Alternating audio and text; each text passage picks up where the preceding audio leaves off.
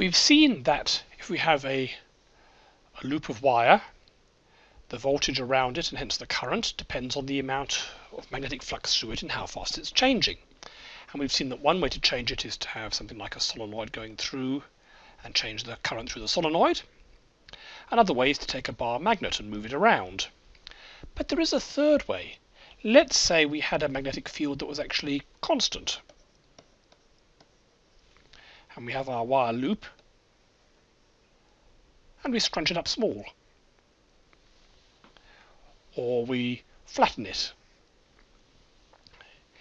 In either way, the wire loop is the same, but its area is smaller, therefore the magnetic flux through it is going to be smaller.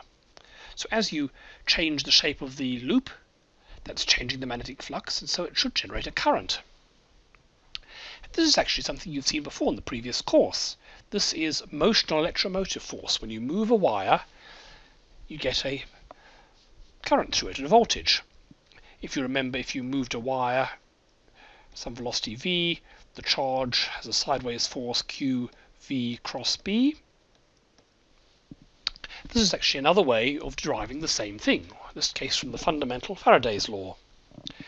Let's look at that. Let's imagine we had two big metal rods,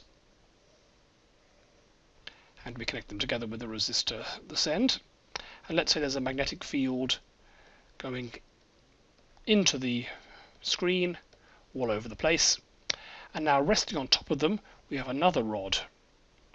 It's making a good contact, so there's a circuit going all the way around here. But this rod is now moving. Will there be a current flowing around this whole thing? There certainly will, because as it moves, there are going to be more and more magnetic field lines going down included inside our loop, because our loop is getting bigger. So if it's going at some velocity v, then in a given time there's going to be an area here,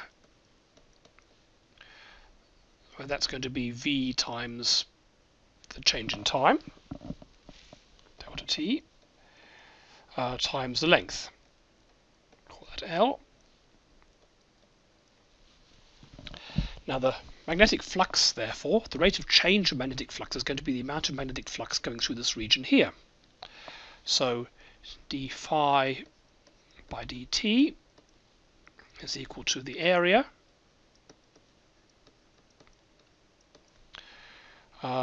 times the magnetic field strength, and that's per unit time, so divide by delta t. So d phi by dt is going to be VLP. And that is going to give us the total voltage. So the integral around the entire loop of E dot dl, which is the electromotive force around the loop. And that, it turns out, is just the same equation we derived in the previous course for QV cross B by the time you factor in how much charge gives you a current. So one way to think about it is, as this bar is moving through the magnetic field, that's giving it a sideways force that's making the current move around the loop. Another way is thinking about as it moves, the total flux is getting bigger, and therefore there must be an electromotive force to make it larger. Which direction does it go in? Well, the magnetic field is into the screen here, and it's getting larger. So the delta B is pointing into the screen, so minus delta B is pointing out of the screen. So if we have our right-hand rule, we've got a thumb pointing towards you and the fingers curling around like this, so it's going to give an electromotive force pointing in that direction.